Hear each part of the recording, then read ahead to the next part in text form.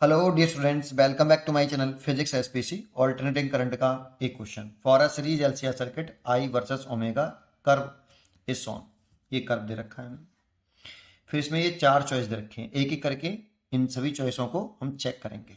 पहले थोड़ा सा की पॉइंट्स बता देता हूँ। देखो, इसके कर्व के बारे में बता देता हूँ। जैसे ये एलसीआर सर्किट है, एल सी और आर, इसको किसी एसी सोर्स से जोड़ रहे हैं जिसकी ओमेगा है ये, और ये बी आर एम एस वोल्टेज मान लो, और ये एल है, ये सी है और ये आर है। इसका इंडक्टिव रिएक्टेंस एक्सएल होता है, एक्सी, और ये आर है। ये एक्सएल की वैल्यू होती है एल ओमेगा, और एक्सी कैपेसिटिव रिएक्टेंस होता है, ये होता है 1/ओमेगा सी। जो इस सर्किट का जो इम्पिडेंस होता है टोटल, वो रोड के अंदर आर का square plus XL minus XC का होल स्क्वायर होता है।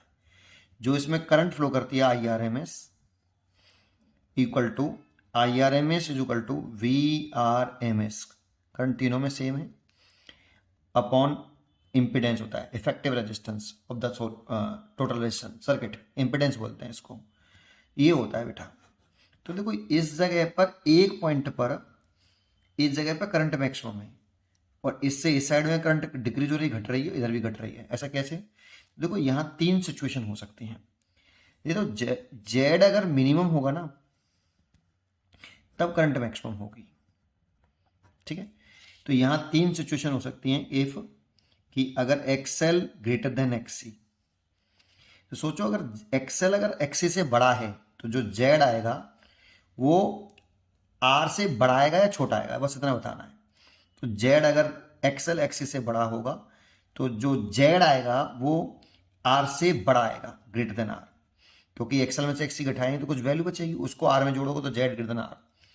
इफ अगर एक्सएल और एक्सी बराबर होंगे तो जेड की वैल्यू फिर आर के बराबर आएगी, और इफ अगर एक्सएल छोटा होगा एक्सी से, तब भी एक्सी अगर बड़ा है एक्सएल से तो कुछ वैल्यू बचेगी, उसका स्क्वायर करेंगे वो आर में ऐड ही होगा, स्क्वायर हो रहा है, इसीलिए जेड ग्रेटर देन आर होगा। तो इन तीनों सिचुएशन में से केवल इस सिचुएशन में जेड की वैल्यू सबसे कम है।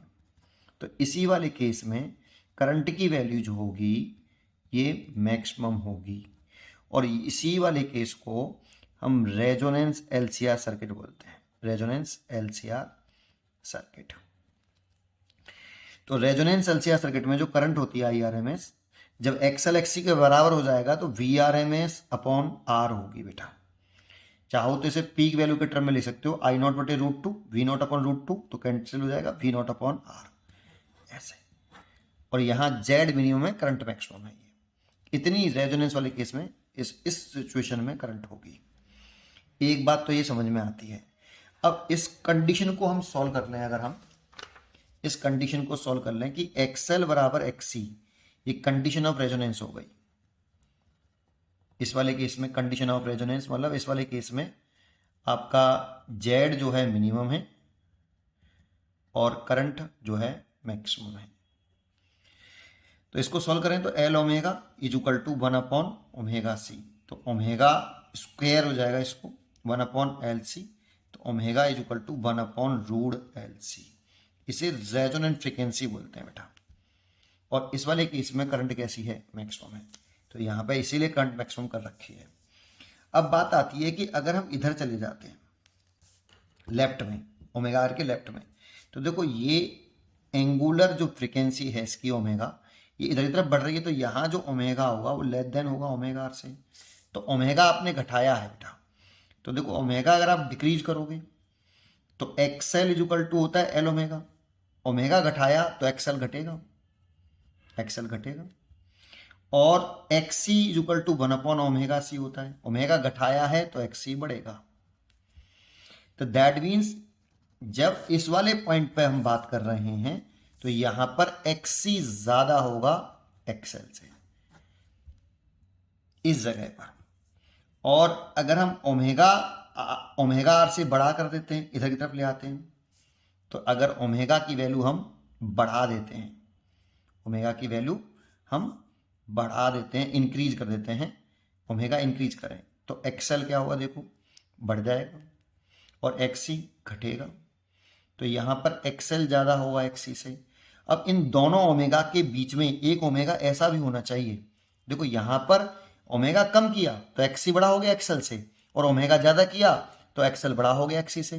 तो इन दोनों ओमेगा के बीच में एक ओमेगा ऐसा नहीं होना चाहिए जहाँ पर आपका XL और XC बराबर हो बेटा, तो होगा वो ओमेगा R होगा बेटा 1/√LC, जहाँ पर ऐसा होगा। ठीक है, तो देखो लेफ्ट वाले केस में आपका ओमेगा कम हो रहा है किससे, ओमेगा R से, तो उस वाले केस में XC ज्यादा है किससे, XL से, और XC अगर ज्यादा है तो वो सर्किट जो होगा वो CR सर्किट बनेगा। और एक्चुअल में जो CR सर्किट है, CR सर्किट, वो एक्चुअल में अगर हम उसे कहें तो प्योर कैपेसिटिव सर्किट बोल सकते हैं, क्योंकि हम प्योर नहीं कैपेसिटिव सर्किट बोल सकते हैं। प्योर बोल देंगे तो R0 मान लेते हैं, लेकिन R0 नहीं होता बेटा, केवल कैपेसिटिव सर्किट बोल सकते हैं, है ना। तो इसमें हम वर्ड यूज कर सकते हैं कि to the left omega R circuit mainly capacitive, बिल्कुल ठीक। और राइट में भी अगर राइट में जा रहे हैं तो प्योर इंडक्टिव हो जाएगा, लेकिन राइट में गया ही नहीं, ये लेफ्ट भी बोल रहा है, तो ये तो चॉइस गलत हो गई। ओमेगा आर पर impedance of the circuit equal to the resistance of the circuit, ये वाला बिल्कुल ठीक है कि जब आपका ओमेगा आर है, जहां पर आपने निकाला जहां ओमेगा आर है वहां पर जेड की वैल्यू मिनिमम आई है, और इस वाले केस में जब आपका ओमेगा आर इस वाले केस में आया रेजोनेंस वाले केस में, तो वहां पर एक्सल एक्सी बराबर है, तो जेड मिनिमम हो रहा है आर के बराबर। इसमें जेड मिनिमम है कितना है, आर के बराबर है बेटा, तो ये भी ठीक है, तो सी चॉइस इज करेक्ट।